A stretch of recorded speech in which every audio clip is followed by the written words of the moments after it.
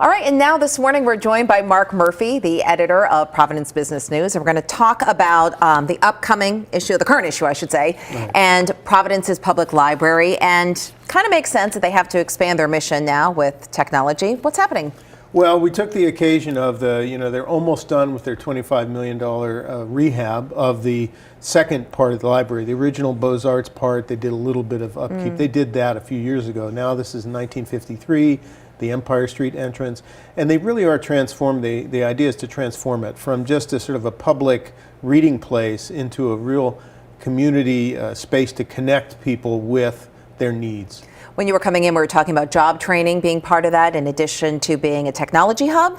Well, I mean, a lot of people, as you might know, even though Rhode Island, to go back, even though Rhode Island is always, every year, judged as one of the states with the highest percentage of broadband penetration, a lot of folks, especially in the city, don't really have access to it. They may not be able to afford the computers, or to their home, they're not getting the broadband access, and so.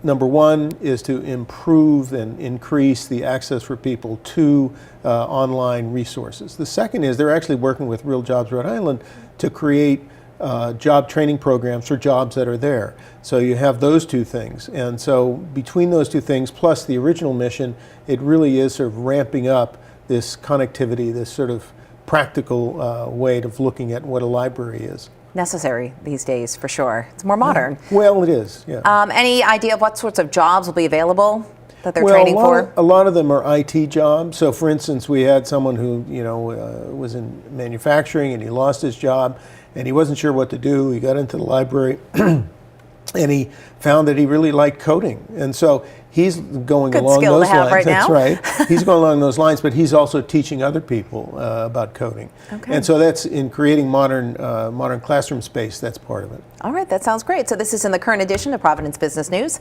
This is what it looks like, and you can check it out by signing up or, like me, having it delivered to your home. All right, Mark, thanks so much. Thanks, Allison.